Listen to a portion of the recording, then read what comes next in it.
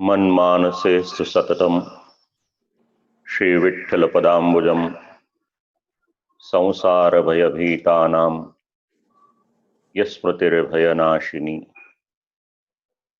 यत्कृपातो विवेकादि धर्माः स्वीये भवन्ति हि तत्पादतलसम्बन्धी रेणुः शरणमस्ति मे। यत्पादाब्जशयादासन् सर्वे पूर्णमनोरथाः तमेव गोकुलाधीशं सर्वसिद्ध्यै समाश्रये। यत्प्राप्ति मात्रतो नूनं रति स्यात् गोकुलाधिपे सशिष्मदाचार्यपादरेणुर्मह्यं प्रसीदतु। षोडश ग्रंथ अंतर्गत विवेक धैर्याश्रय एनो आजे बीजो दिवस है। सत्रना आरंभ में श्री ठाकुरजी, श्री वल्लभकुल एवं आ सत्रना अध्यक्ष पूज्यपाद गोस्वामी 108 श्री द्वारकेशलालजी महाराज श्री चंपारण्य आपश्रीना श्री चरणों में प्रणाम करूं एवं पुष्टिमार्गीय सिद्धांत जिज्ञासु श्रोतागण आप सर्वने भगवत स्मरण। एक सूचन पहला आपी दो आप लोगों ने, शक्य होय तो आजना दिवसने माटे आपनो विडियो बंद राखशो तो वधारे सारू एवी मने सूचना आपवामां आवी छे। आरंभ करिए आपणे। गई काले आपणे विवेक शब्द श्री आचार्य चरणनी कृपाथी समझवाने माटे प्रयत्न कर्यो। हवे बीजो शब्द छे धैर्य, छठो श्लोक।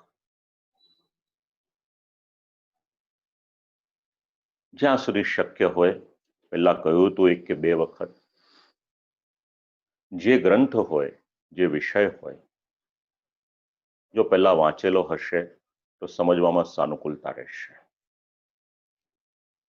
अने एमां पण ग्रंथ पधरावीने श्रवण करशो तो श्री ठाकुरजीनी कृपाथी श्लोके श्लोकनो तो क्रम तो प्रभु चलावे छे, पण ज्यां सुधी शक्य होय पद अने शब्दनो पण जेटलो शक्य होय एटલું अनुसंधान आपणे लईए छीए।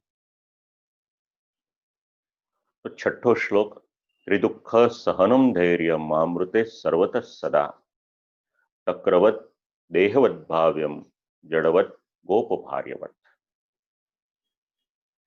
विवेकना स्वरूपનું નિરૂપણ કરવાનો આરંભ। એ આપણે ગઈકાલના સત્રથી જે વિચાર કર્યો હતો એ અંત સુધી આપણે કર્યો। આ એક શબ્દ થયો। તો વિવેક પછીનો જે શબ્દ છે એ છે ધૈર્ય। તો ધૈર્યનું अनुसंधान આપણને મળે છે છઠ્ઠા શ્લોકથી। આરંભ જેનાથી થાય છે ધૈર્ય એટલે શું એની પરિભાષા સમજાવી છે। તો વિવેકના સ્વરૂપનું હૃદયારૂઢ થવું અને પછી ધૈર્ય ભલે સ્વતઃ આવી જતું હોય છતાં પણ ધૈર્યના વાસ્તવિક સ્વરૂપનું જે જ્ઞાન છે એ પૂર્ણ રૂપથી મેળવવાને માટે આપણે પ્રયત્ન કરીએ। શ્રી આચાર્ય ચરણ જે સમજાવે છે તે કોઈક અંશમાં કદાચ ઓછું સમજીએ એની કરતા પ્રયત્ન આપણે એવો કરીએ કે પૂર્ણ રીતે જેટલો ન્યાય આપી શકાય એટલો વિચાર કરીએ। તો સૌથી પહેલા આપણને વિચાર આવે કે ધૈર્યનો અર્થ શું। ત્રિદુઃખ સહનમ ધૈર્યમ, આ ધૈર્ય શબ્દનો અર્થઘટન શ્રી આચાર્ય ચરણ સમજાવે છે। ત્રિદુઃખ ત્રયાણામ દુઃખાનામ સમાહારઃ ત્રિદુઃખમ। ત્રણ દુઃખોનો સમાહાર. તો આદિ ભૌતિક, આધ્યાત્મિક અને આદિદૈવિક, અથવા તો પછી કાયિક, વાચિક અથવા માનસિક, અને ત્રીજું અર્થઘટન કાલ, કર્મ અને સ્વભાવના ભેદથી આ ત્રિદુઃખને માટે ત્રણ અલગ અલગ મંતવ્ય એ સમજાવવામાં આવ્યા છે. તો ભૌતિક કોને કહેવાય, આધ્યાત્મિક કોને કહેવાય અને આદિદૈવિક કોને કહેવાય? સિદ્ધાંત મુક્તાવલીમાં આ ત્રણ શબ્દને માટે ગંગાજીનું સ્વરૂપ આપણે સમજ્યા હતા. તો દુઃખના સંબંધમાં પણ આ ત્રણ શબ્દનો ઉલ્લેખ કર્યો છે. તત્ર દેહ સંબંધ જનિત દુઃખમ ભૌતિકમ.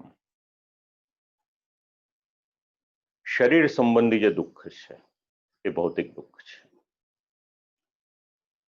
પછી એમાં શરીરમાં બીમારી પણ હોઈ શકે કે અન્ય કોઈ પણ પ્રકારનું જે દુઃખ આપણું શરીર ભોગવે અથવા તો આપણે શરીર દ્વારા અનુભવીએ એ ભૌતિક દુઃખ છે. બીજું છે આધ્યાત્મિક દુઃખ. કામાદિજનિતમ ઇન્દ્રિય સંબંધી તદ આધ્યાત્મિકમ. જે દુઃખનો સંબંધ શરીરથી આગળ વધ્યો હોય, ઇન્દ્રિયો સુધી પહોંચ્યો, શરીર સ્વસ્થ લાગે, પૂછીએ કોઈને કેમ છો તો કે મજામાં છીએ, પણ એનું મન મજામાં હોય કે કેમ એક પ્રશ્ન આવે. એની બુદ્ધિ સ્વસ્થ હોય કે કેમ આ એક પ્રશ્ન આવે. તો જે 11 ઇન્દ્રિયો છે એને સંબંધી જે દુઃખ છે એનું નિરૂપણ અહીંયા આધ્યાત્મિક શબ્દથી આપ્યું છે. અને ત્રીજું દુઃખ આધિદૈવિક.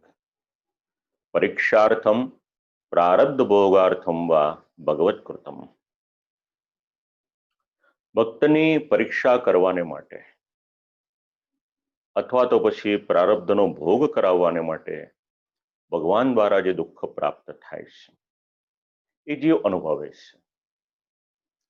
અર્થાત ભગવાન માટે મનગમતી વસ્તુને પ્રાપ્ત કરવામાં જીવને વિલંબરૂપી જે દુઃખનો અનુભવ થાય છે એ દુઃખને અહીંયા આગળ આધિદૈવિક એની સાથે સંબંધિત કરવામાં આવ્યું છે. તો લૌકિકાયાસ આધિભૌતિકો, વૈદિક આધ્યાત્મિકો અને ભગવદ અર્થ આધિદૈવિકા. હા, આવી પણ એની વ્યાખ્યાઓ અલગ અલગ મળે છે, પણ આપણે એક વ્યાખ્યા સમજીએ એટલે ગૂંચવાડો ન થાય. પછી એમાં શ્રીમદ ભાગવતનું પ્રમાણ આપવામાં આવ્યું છે. તો ધર્મ, અર્થ અને કામ પુરુષાર્થોની અસફળતા થાય તો ત્યારે દુઃખ સહન કરવું પડે. તો આવું જે દુઃખ થાય આ ધૈર્યના અર્થમાં આ એક દુઃખનું પણ નિરૂપણ છે. બીજો પ્રકાર કે પુરુષાર્થોની અસફળતા થઈ તેની ઉપેક્ષા કરીએ, આ બીજી વાત છે. અને ત્રીજી વાત, એનો પ્રતિરોધ ન કરવો પડે કે ન કરીએ. આ ત્રણ પર્યાય ધૈર્યના અર્થમાં શ્રીમદ ભાગવતજીના શ્લોકના અનુસંધાનમાં આપવામાં આવ્યા છે. તો આ પહેલો શબ્દ છે ત્રિદુઃખ સહનમ ધૈર્યમ. હવે આપણે ત્રિદુઃખની સાથે સાથે બીજો શબ્દ વિચારીએ, સહનમ. તો સહન એટલે શું? આપણા જીવનમાં પણ કામનો આ શબ્દ છે, સહનશીલતા, ટોલરન્સ લેવલ. દિવસે દિવસે વિશ્વમાં ઘટી રહ્યું છે, બધાનો અનુભવ છે. તો સહન શક્તિ જ્યારે ઘટી ગઈ છે, કોઈ પણ વાત સહન કરવાની આજે કોઈની પણ તૈયારી એ ધીરે ધીરે ધીરે કરીને ઓછી થતી જાય છે. અજ્ઞાની હોય તો પણ ઓછી, અને જેટલું જ્ઞાન વધારે એ પણ ઓછું. તો આ થવાનું કારણ શું એ પણ વિચારવા જેવું છે. સંસારમાં તો અનુભવીએ છીએ આપણે આ વાત, મિત્ર વર્તુળમાં પણ આપણે અનુભવીએ, કોઈ વ્યક્તિ ઓફિસમાં કામ કરતો હોય ત્યાં પણ અનુભવે, જ્યાં પણ આપણે જઈશું tolerance level day by day ઘટતું જાય છે. પણ અહીંયા પુષ્ટિ સંબંધી વિચાર કરીએ છીએ, સેવા સંબંધી વિચાર કરીએ છીએ, તો સહનમ શબ્દ તસ્ય સહનમ તત્પ્રતિકારમ વિનાનુભવાહ. સહન કરવું એટલે શું? ત્રણેય દુઃખોને કોઈ પણ પ્રતિકાર કર્યા વગર આવેલા દુઃખનો અનુભવ કરતા રહીએ, એનું નામ છે સહનમ. બહુ મોટી વાત છે. સામર્થ્ય ન હોય અને પ્રતિકાર ન કરે એ તો સમજી શકાય, પણ સામર્થ્ય હોવા છતાં પણ પ્રતિકાર ન કરવો એ સહન શબ્દ સમજાવે છે. હવે આ દુઃખ જ્યારે આવે, સહન ન કરી શકે એટલે એનું ચિત્ત વ્યાકુળ થઈ જાય, અને જ્યારે ચિત્ત વ્યાકુળ થાય છે ત્યારે ભગવાનની જે આજ્ઞા છે એ આજ્ઞા સારી રીતે નિભાવી શકાતી નથી, અને એના કારણે સેવકનો જે ધર્મ સ્વધર્મ એ સ્વધર્મનો ભંગ થાય છે.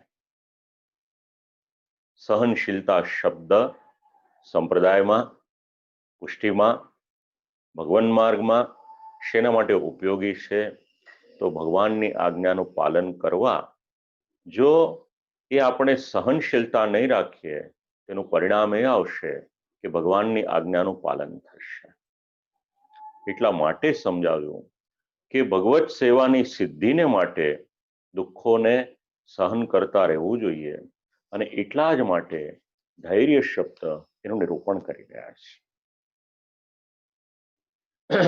એની આગળનો શબ્દ એની કરતા વધારે મહત્વનો છે. સહન કરવાનું પણ કેટલું કરવાનું? અત્યારના દરેકના જીવનમાં એક ટ્રિગર પોઈન્ટ આવે છે. એક દિવસ લેટ ગો કરે, 2 દિવસ કરે, મહિનો કરે, 2 મહિના કરે, 4 મહિના કરે, પછી એ સહન નથી થતું. ત્યાં આગળનો શબ્દ ઉપયોગી છે, આમૃતે. મૃતિર મરણમ વર્તમાન દેહ ત્યાગઃ તમ મર્યાદિકૃત્ય. મરણ પર્યંત એટલે જ્યાં સુધી આપણું આ શરીર છે એનો ત્યાગ કરીએ ત્યાં સુધી આપણા જીવનમાં આ ત્રિદુઃખ સહનમ ધૈર્યમ એ આપણે જાળવી રાખવાનું. યાવદ આયુરપી, જ્યાં સુધી આયુષ્ય છે ત્યાં સુધી ભગવાન પ્રત્યેની આપણી જે નિષ્ઠા છે એ આંતરિક નિષ્ઠા આપણે છોડવાની નથી. આ શબ્દ આપણને સમજાવે છે. આમૃતે. અને એની પછીના શબ્દ છે સર્વતઃ સદા. તદપી ન યત્કિંચિત પરિગણ્યત્ય નિમિત્તાત કિંતુ સર્વતો ભગવદિચ્છાતો યદ્યદુપસ્થિતમ તત્તત સર્વમ. થોડા ગણ્યા ગાંઠ્યા દુઃખોને સહન કરીએ એટલું જ નહીં, પણ ભગવદ ઈચ્છાથી જે પણ દુઃખ આવી પડે છે એ બધા જ દુઃખોને સહન કરવા એવો ભાવ સમજાવે છે. અને આમૃતે તો સમજાવ્યું, સાથે સાથે શબ્દ કયો છે સદા. તદપી ન કાલનૈયત્વેન, એટલે એમાં કોઈક સમયની સીમા ન રાખવી કે આટલા જ સમયને માટે, કિંતુ સર્વદા, જ્યાં સુધી એ દુઃખ હોય ત્યાં સુધી સહન કરવાના. અને એ પણ એકાદ બે વ્યક્તિ દ્વારા નહીં, પરંતુ બધા દ્વારા દુઃખ પ્રાપ્ત થાય તો એને પણ સહન કરવાને માટે શ્રી આચાર્ય ચરણ અને ટીકાકાર આપણને આજ્ઞા આપી રહ્યા છે. હવે આપણે કહીએ કે કહેવું તો સરળ છે, પણ આનું કોઈ દ્રષ્ટાંત ખરું? એટલે ઉત્તરાર્ધમાં એનું દ્રષ્ટાંત આપ્યું. તક્રવત, દેહવત, હવે એ દ્રષ્ટાંતને માટે વિચારીએ તો તક્રવત. હવે જે આધિભૌતિક, આધ્યાત્મિક અને આધિદૈવિક, તો આધિભૌતિક દુઃખને માટે અનુસંધાન લીધું છે તક્રવત. 3 દ્રષ્ટાંત આપ્યા છે. નિરંતર દુઃખ સહન કરવાથી એ દુઃખ શરીરનું શોષણ પણ કરી લે છે.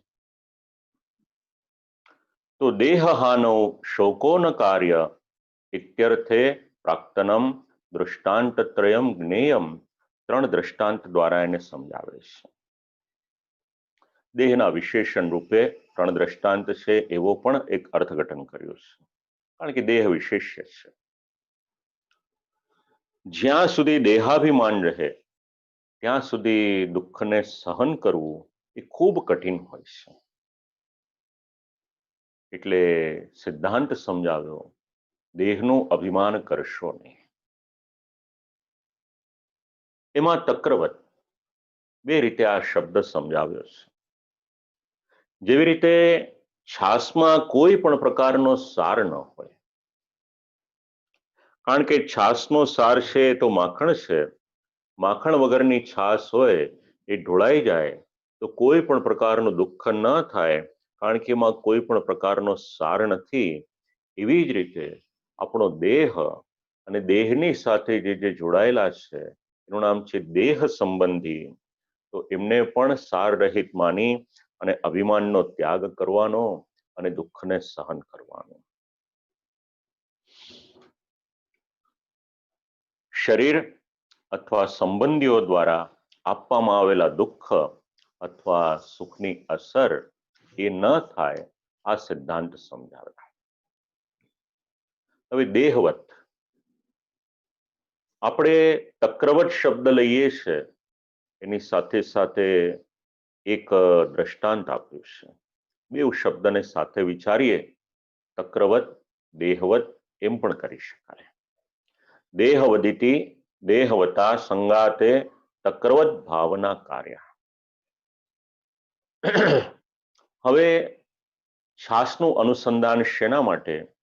તો દેહધારીઓ પોતાનાથી સંબંધિત વસ્તુઓમાં તક્ર એટલે છાશ જેવી ભાવના કરે એ જરૂરી છે. અને એના માટેનો એક દ્રષ્ટાંત આપે છે, એકાકાર સમજાવે છે. એક રાણી હતી. રાજા અને રાણી રહે છે સાથે, પણ રાણીનું ચારિત્ર થોડું બદલાયું. કોઈક પરપુરુષમાં એની આસક્તિ થઈ. એ આસક્તિ એની એટલી બધી વધી કે એક દિવસ એણે આ પરપુરુષને કહ્યું કે આ રાજાને આજે રાતના હું મારી નાખીશ, આપણે રાત્રે ભેગા થઈશું. પેલો વ્યક્તિ તો તૈયાર જ હતો, કારણ કે એને કંઈ ખોવાનું હતું નહીં. એને કહ્યું ભલે, તો આપણે આ જગ્યાએ મળીશું. એટલે રાણીએ રાત્રિના સમયે એ રાજાનો વધ કરી દીધો, મારી નાખ્યો રાજાને. અને તરત જ એ સ્થાનમાંથી જ્યાં વ્યક્તિને મળવાનું હતું, એકાંત સ્થાનમાં, વનમાં એને મળવા ગઈ. પણ ત્યાં જઈને જુએ છે તો એ જે વ્યક્તિ હતો એને સર્પદંશ થયો, સાપ કરડ્યો અને ત્યાં આગળ એ મરી ગયો હતો. હવે એના રાજાના રાજ્યની રહી, ના વ્યક્તિની રહી. એટલે સ્થાન છોડીને બીજા કોઈ નગરમાં ગઈ અને ન કરવાનું કાર્ય કરીને પોતાની આજીવિકા ચલાવવા લાગી. વેશ્યાવૃત્તિની શરૂઆત કરી એણે. વર્ષો વીતી ગયા. હવે આગળ વધારે એને વિટંબણા થઈ. એક દિવસ કોઈ પુરુષની સાથે સંબંધ બંધાયો અને પછી ખ્યાલ આવ્યો કે આ તો બીજો કોઈ નહીં પણ મારો સગો દીકરો હતો. ખૂબ દુઃખ થયું એને, પણ આ દુઃખ કોઈને કહેવાય એવું હતું નહીં. પછી એ નગરને છોડીને પણ નીકળી ગઈ અને ક્યાંક દૂર ગઈ, કોઈ ગ્વાલની સાથે રહેવા લાગી અને દૂધ, દહીં, છાશ, માખણ આ બધું વેચી અને પોતાનું ગુજરાન ચલાવે છે. એક દિવસ છાશ વેચવાને માટે નીકળી, સાથે બીજી પણ ગામની સ્ત્રીઓ છે. છાશ વેચવાને માટે નીકળ્યા અને કંઈક કારણ એવું બન્યું કે બધાના માથે જે મટકી હતી એમાં જે છાશ હતી એક સાથે નીચે ઢોળાઈ ગઈને મટકી ફૂટી ગઈ. બાકીની બધી જે સ્ત્રીઓ હતી બધી એ દુઃખ કરવા લાગી, કલ્પાંત કરવા લાગી. પણ આ જે સ્ત્રી હતી એ રડવાને બદલે હસવા લાગી. પૂછ્યું એની સાથેની સ્ત્રીઓએ કે ભાઈ આપણને આટલું નુકસાન થયું અને તું રડવાને બદલે હસે છે. ત્યારે એણે પોતાની જે વેદના હતી એ વેદનાને એક પદ્ય દ્વારા રજૂ કરી. આખું જેનું જીવન ચરિત્ર એમાં આવી ગયું કે રાજા એટલે પતિની હત્યા કરી પોતાના પ્રેમીને ડસાયેલો જોઈ, બીજા દેશમાં ભાગયોગથી થઈ હું વેશ્યા, પુત્ર જોડે અનૈતિક સંબંધને કારણે ચિતામાં પ્રવેશેલી તેવી હું ગ્વાલિન બની ગઈ, હવે છાશ માટે શોક શું કરું. એટલે રાજાની રાણી હતી ત્યાંથી લઈ અને કેટલું બધું મારા જીવનમાં મેં ખોયું, તો આટલું બધું મારા જીવનમાં ખોઈ દીધું મેં, તો આ છાશમાં હું શું મોહ રાખીશ. આ જ સિદ્ધાંત અહીંયા આગળ સમજાવે છે. આપણે આપણા જીવનમાં ધૈર્ય કેવું રાખવાનું, તો છાશમાં જે પ્રમાણેનો કોઈ પણ પ્રકારનો સાર નથી. આ એક દ્રષ્ટાંતને માટે અહીંયા સમજાવ્યું છે. ગોપીજનોનું દ્રષ્ટાંત પણ આપ્યું છે. ભગવત પ્રાપ્તિને માટે જે પ્રયત્ન કર્યો હતો એ પણ સમજાવ્યું છે. હવે દેહવત ખૂબ સુંદર ચર્ચા કરે છે શ્રીમદ ભાગવતજીના આધારે. ષોડશ સ્કંદના અનેક ટીકાકારો શ્રીમદ ભાગવતજીના શ્લોકોનો છૂટથી ઉપયોગ કરે છે. તો ત્યાં એક પ્રશ્ન લીધો કે આ દેહ કોનો છે, અને પછી એના માટે અલગ અલગ પર્યાય આપ્યા. જે આપણને અન્ન આપે છે એનો આ દેહ છે, અથવા તો પછી જે પિતાએ જન્મ આપ્યો એનો અધિકાર આપણા દેહ પર છે. પિતાનો અધિકાર છે, અન્નદાતાનો છે, માતાનો અધિકાર છે, માના પિતાનો અધિકાર છે, કે પછી કોઈ પૈસા આપીને ખરીદી લે તો એનો અધિકાર છે. અને એનાથી પણ આગળ મૃત્યુ આવે અને કોઈ સંસ્કાર કરનાર ન હોય અને જંગલી પશુ પક્ષીઓ હોય એને ફાડી ખાય તો એમનો અધિકાર છે. તો આ દેહ ઉપર અધિકાર કોનો કે આપણે એની ચિંતા કરવાની. તો દેહ તો એક સાધારણ છે, તો દેહની ઉપર પણ એટલી આસક્તિ રાખવા જેવી નથી. વિચાર કરીએ તો દેહાદ્યાસ નામનો જે શબ્દ છે આપણા જીવનમાં, આ શ્લોક એને દૂર કરી દે છે. હવે જો દેહ ઉપર જ આસક્તિ નહીં હોય તો દેહથી જેનો જેનો સંબંધ છે એ બધાની પરની આસક્તિ દૂર થઈ જશે.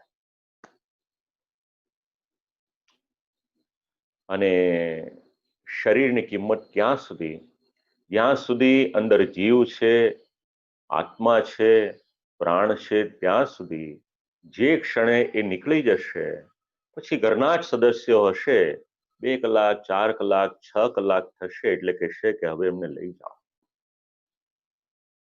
બસ આ બ્રહ્મ જ્ઞાન, આ શબ્દો આપણને સમજાવે છે દેહવત. તો એમાં પણ આપણે આટલી આસક્તિ ન રાખીએ તો ભાગ્યવશ પ્રાપ્ત થયો હોય, કર્મથી પ્રાપ્ત થયો હોય, એ છતાં પણ આ સાધારણ જ છે. તો પ્રાપ્ત ન થાય ત્યારે પણ આપણે ધૈર્યપૂર્વક એને જે પણ દુઃખ વગેરે થાય એને સહન કરવાના. ભૌતિક કે કાયિક કર્મોથી ઉત્પન્ન થવાવાળા આર્થિક દુઃખ હોય એને પણ સહન કરો. એની પછીનો શબ્દ આપણને મળે જડવત. કથા આપ લોકોએ બધાએ શ્રવણ કરી છે એટલે કથાનું વિવરણ નથી કરતો, પણ જડવત શબ્દ સમજવો હોય તો જડભરતજીને યાદ કરજો. તો જડભરતજીનું ચરિત્ર અહીંયા શેને માટે અનુસંધાનમાં લીધું, તો ટીકાકારોને એક શ્લોકનું અનુસંધાન આપે છે કે બાકીના બધા પકડીને એમને ભદ્રકાલીની પાસે બલિ ચડાવવાને માટે લઈ ગયા, એ છતાં પણ જડભરતજીએ પોતાના દેહનું રક્ષણ કરવા માટે કોઈ પણ પ્રયત્ન કર્યો નથી, માટે એમનું દ્રષ્ટાંત અહીંયા આગળ લેવામાં આવ્યું છે.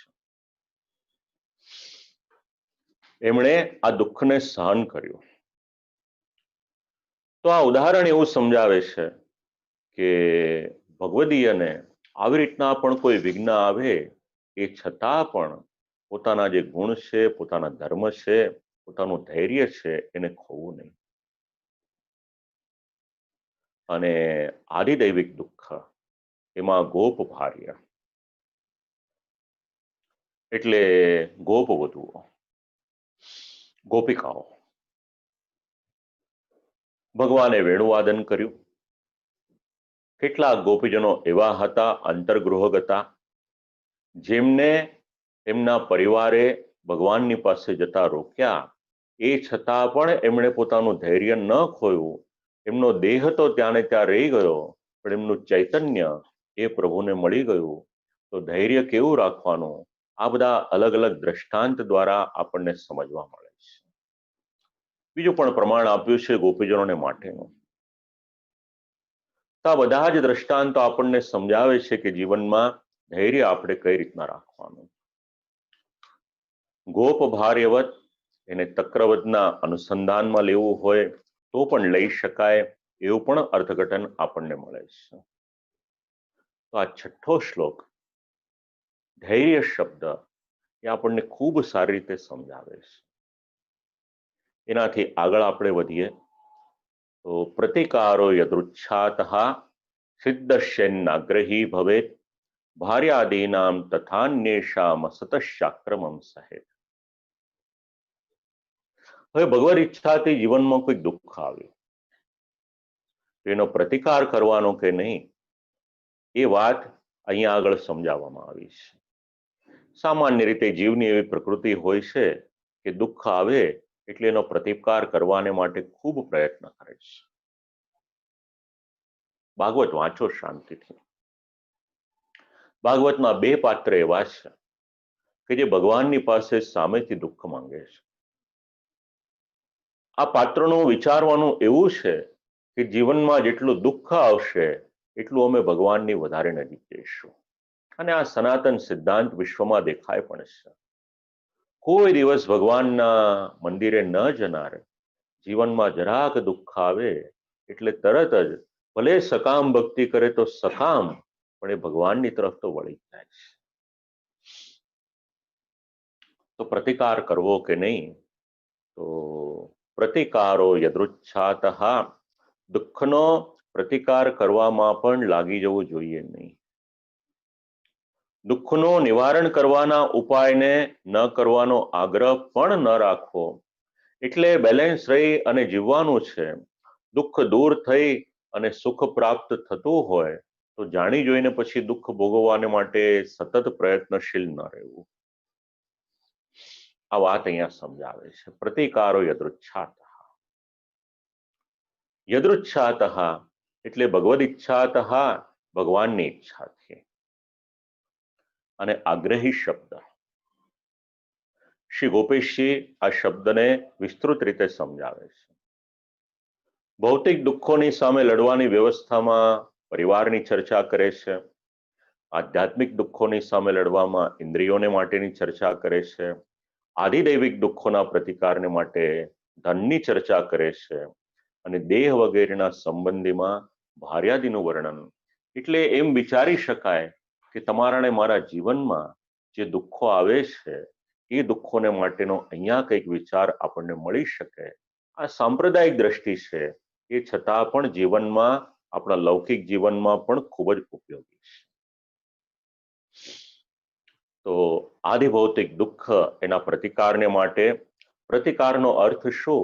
દુઃખોની સામે લડવાની એક શક્તિ હોય એનું નામ છે પ્રતિકાર. આજે જેવી રીતે કોરોના થાય તો ઇમ્યુનિટી પાવરને માટેની બધી મેડિસિન વેચાય છે, એવી જ રીતે આપણામાં જે પોતાનામાં સામર્થ્ય હોય આ પ્રતિકાર શબ્દથી સમજાવે છે. તો ભગવાનની ઈચ્છાથી જ એ દુઃખોનો પ્રતિકાર પોતાની રીતે થઈ જતો હોય તો પરિવારજનોનો ત્યાગ કરવો કે ન કરવો એટલે કહ્યું કે પરિવારજનોનો ત્યાગ કરશો નહીં. સ્પષ્ટ ગાઈડલાઈન આપી છે ક્યારે ત્યાગ કરવો અને ક્યારે ન કરવો. ક્યારેક એવું થાય કે ભાર્યા એટલે પત્ની વગેરે સેવામાં અનુકૂળ હોય કે ઉદાસીન રહે, તો ભગવત સેવામાં આ પરિસ્થિતિ આવે તો શું કરવું? તો અહીંયા આગળ એવું સમજાવે છે કે એમના ત્યાગનો આગ્રહ ન રાખવો જોઈએ. જો અનુકૂળ હોય તો એમના દ્વારા ભગવત સેવા અવશ્ય કરાવો. શક્ય હોય તો સિદ્ધાંત યાદ રાખજો. એવું ન બને કે પતિ પત્ની બંને હોય અને બંનેમાંથી એક જણ સેવા કરે, એવું ન કરશો. બંને હળીમળીને સેવા કરે એ વધારે સારું છે. સામાન્ય ક્રમ એવો દેખાય છે, અનુભવાય છે. સ્વરૂપ સેવા હોય પુરુષ કરે અને સામગ્રી વગેરેથી લઈ માલાજી વગેરેથી લઈને બાકીની બધી ટેલ હોય એ સ્ત્રી કરે. આ એક સામાન્ય ક્રમ દેખાય છે. તો અનુકૂળ હોય તેમના દ્વારા પણ ભગવત સેવા કરાવવી જોઈએ. અને જો ભાર્યા પત્ની કદાચ ઉદાસીન હોય તો સ્વયં સેવા કરવી જોઈએ. અને એટલા જ માટે જ્યાં સુધી શક્ય હોય લગ્ન કરતી વખતે એક વિચાર કરવાનો કે શ્રી ઠાકોરજીનું સુખ જળવાય એવું પાત્ર આપણા ઘરમાં આવે તો એ વધારે સારું છે. લગ્ન એ ધર્મને માટે છે. ઘણી ચર્ચા છે આપણા શાસ્ત્રોમાં એને માટે. અને જો ભગવત સેવામાં પ્રતિકૂળ હોય અને જો ત્યાગ કરવો હોય તો એના માટેનો પણ પર્યાય આપ્યો છે. તો એમાં નાગ્રહી ભવે એનો અર્થ શું? તો પરિવારજન સેવામાં પ્રતિકૂળ થતા હોય તો પણ તેમનો ત્યાગ ન કરીએ એવા આગ્રહી પણ નહીં થવાનું. અને જો પ્રતિકૂળ થતા ન હોય તો પણ સર્વથા એમનો ત્યાગ જ કરી દઈએ એવા આગ્રહી પણ નહીં થવાનું. તત્વાર્થદીપ નિબંધમાં કારિકા છે, ભાર્યાદિર અનુકૂલ છે, એનું અનુસંધાન એ પણ વિચારી શકાય. જો હઠપૂર્વક એમનો ત્યાગ જ કરી દેવામાં આવે તો સારા સજ્જન પત્ની પુત્ર ઇત્યાદિ પણ એનું પરિણામ શું આવે? તેમનામાં ક્રોધ આવે, દ્વેષની ભાવના આવે, અને એવી ભાવના આવશે તો પછી ભગવત સેવામાં પ્રતિબંધના કારણ પણ બની જઈશું. એટલે ત્યાગ ન કરીએ એ વધારે શ્રેયસ્કર છે. આવી સમજણ પણ આપે છે. બીજું છે આધ્યાત્મિક દુઃખ. એનો સંબંધ છે ઇન્દ્રિયોની સાથે. ઇન્દ્રિયો સતત આપણને કોઈને કોઈ ન કરવાના કાર્યમાં પ્રેરતી રહેશે. તો બીજા કોઈ કાર્યમાં આપણી ઇન્દ્રિયો જોડાયેલી રહે એની કરતા એ ઇન્દ્રિયોને આપણે ભગવત સેવામાં જોડી દઈએ એ વધારે શ્રેયસ્કર છે. જે પણ ઇન્દ્રિયો હોય, આગળ એની આપણે ચર્ચા કરી છે, વધારે વિસ્તાર નથી કરતો, પણ ભગવાને જે ઇન્દ્રિયો આપી, કર્મેન્દ્રિય છે, જ્ઞાનેન્દ્રિય છે, જેટલી જેટલી ઇન્દ્રિયો હોય એને આપણે પ્રભુમાં જોડી દઈએ તો એ પણ આપણા વિવેકમાં, આપણા ધૈર્યમાં, આપણા આશયમાં એ ઉપયોગી થઈ શકશે. અને આદિદૈવિક દુઃખનો પ્રતિકાર કરવાને માટે ધનની વ્યવસ્થા. જીવનનું અવિભાજ્ય અંગ એનું નામ ધન, કે જેની વગર આપણો વ્યવહાર ચલાવવો આપણને ખૂબ મુશ્કેલ થઈ જાય. એ ધન કઈ રીતે મળે છે એ પણ એક પ્રશ્ન છે. કેવળ પુરુષાર્થથી મળે છે, કેવળ પ્રયત્ન કરવાથી મળે છે, કે કૃપાથી મળે છે, પ્રારબ્ધથી મળે છે? આવી ઘણી ચર્ચા છે મહાભારતમાં.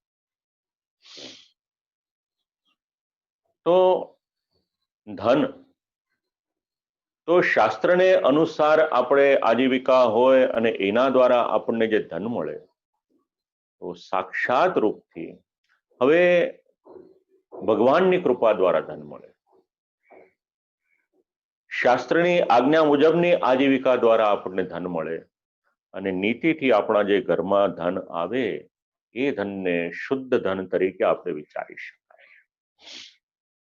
લક્ષ્મીના વિભિન્ન પ્રકારો છે. તો શુદ્ધ ધન હોય એ શેના માટે?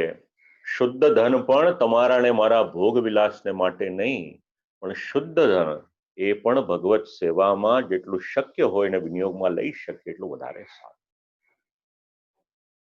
વ્યવહારમાં આપણે વસ્તુઓ તો વસાવવી પડે, પણ એ વસ્તુઓને પહેલા શક્ય હોય ત્યાં સુધી પ્રભુને નિવેદિત કરી દઈએ, અથવા તો પછી એવો ભાવ રાખીએ આપણે, અને એ રીતે ધનનો આપણે વ્યય કરીએ તો એ શ્રેયસ્કર છે. તો ભગવાન ધન વગેરે આપે ત્યારે વિચાર શું કરવાનો? ટીકાકાર સમજાવે છે, ભગવાને આ ધન મને ભગવાનના જ ઉપભોગને માટે આપ્યું છે, અને એટલા માટે શક્ય હોય એટલું વધુ ધન ભગવત સેવામાં આપણે વિનિયોગ કરીએ, એમાં કોઈ પણ પ્રકારની સ્વાર્થ વૃત્તિ ન રાખીએ એ જરૂરી છે.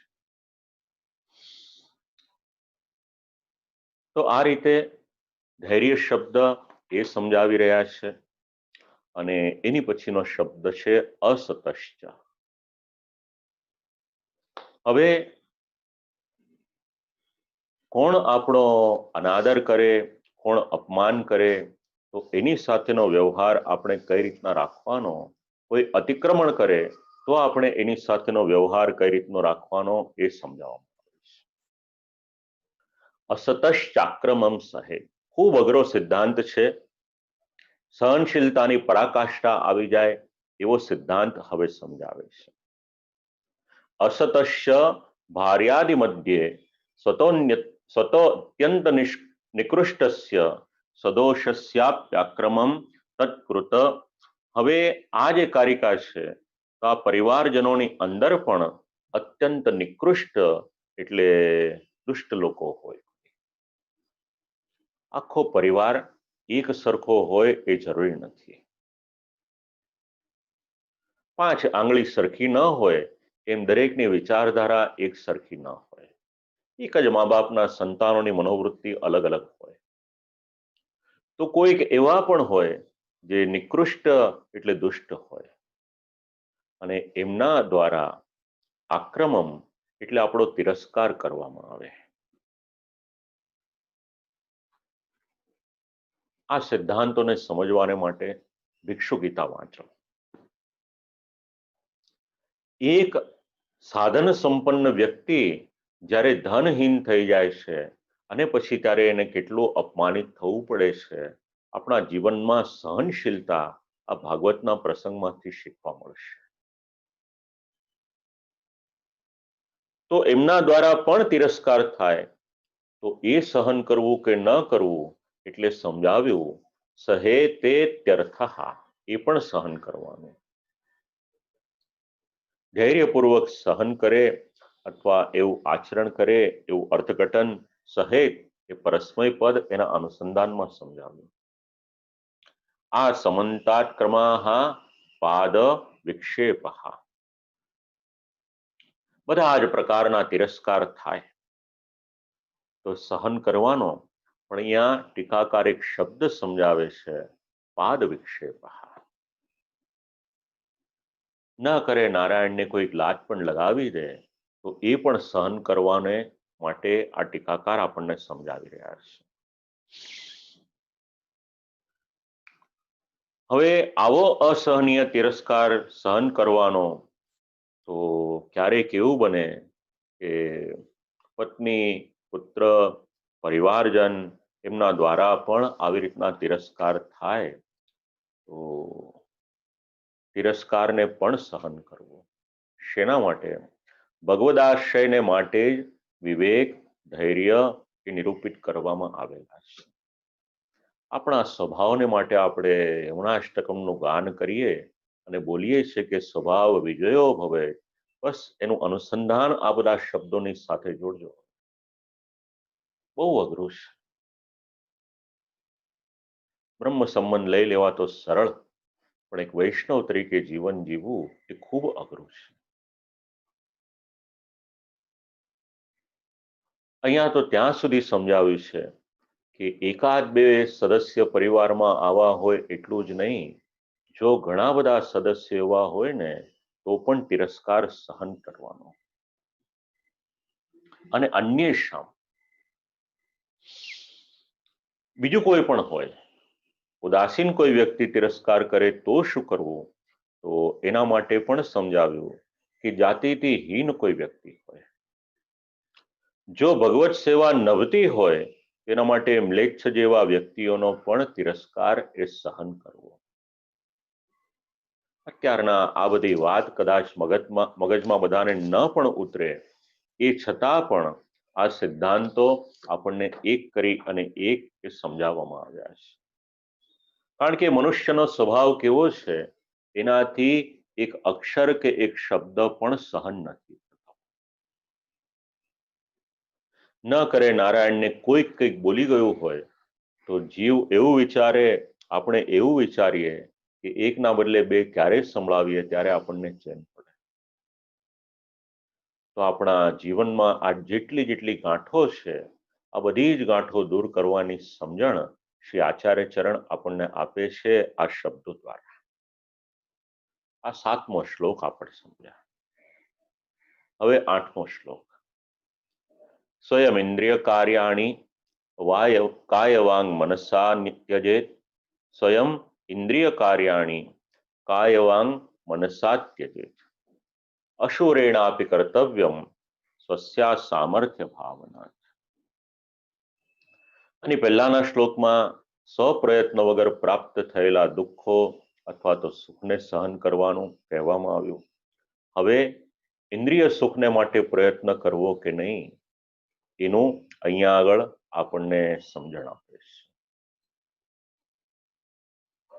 તો ઇન્દ્રિયો સેવામાં આપણને પ્રતિબંધક ક્યારેક થઈ શકે, તો એના માટે શું? દેહ તો સેવામાં પહોંચી જાય છે, પણ ઇન્દ્રિયોને માટેનું શું? તો સેવામાં પ્રતિબંધક પત્ની વગેરેનો ત્યાગ તેમજ તેમના અતિક્રમણને સહન કરવાનું નિરૂપણ તો કર્યું, પણ હવે સેવામાં પ્રતિબંધક જે ભોગ છે એનો ત્યાગ કરવાનું પણ સમજાવે છે. તો એને પણ એ સમસ્ત સુખ ભોગ સર્વોપી સુખ ભોગ, એને શું કરવાનું, તો કે છોડી દો, એ શ્રેયસ્કર છે. તો છોડવા સરળ છે, એટલે કયું સુદુસ્ત્યજોપી. ખૂબ કઠિન હોય એ છતાં પણ એને છોડી દઈએ એ વધારે સારું છે. હવે ઘરમાં રહીને જે વ્યક્તિ સેવા કરી રહ્યો છે, એને ઘરમાં વાસ તો છે, ઘરમાં નિવાસ છે, તેની ઇન્દ્રિયો એની પર કોઈ ને કોઈ પ્રકારનું દબાણ કરી રાખશે. અને જો ઇન્દ્રિયોના દબાણમાં આવી જશે તો પછી એનું ધૈર્યનું સ્વરૂપ એ પણ નષ્ટ થઈ જશે. એવું ન થાય માટે ધૈર્યના રક્ષણનું બીજું સાધન, એનું નિરૂપણ આ શ્લોક દ્વારા સમજાવી રહ્યા છે. સ્વયં બીજાઓ વિષયના ભોગોનો ત્યાગ કરે કે ન કરે, પણ પોતે તો ત્યાગ કરવાનો. અન્ય ત્યજતો મા વા સ્વયં તો ત્યજેત ઇતિ અર્થ. સમજવા જેવી વાત છે જરા. અમુક વ્યક્તિ આમ કરે છે એટલે મારે આમ કરવું, એ સિદ્ધાંત અહીંયા આગળ નથી. અહીંયા શાસ્ત્રનો સિદ્ધાંત, શાસ્ત્ર આજ્ઞા કરે છે કે એનો ત્યાગ કરવો જોઈએ, તો પછી ત્યાગ કરી દો, એ જ શ્રેયસ્કર છે.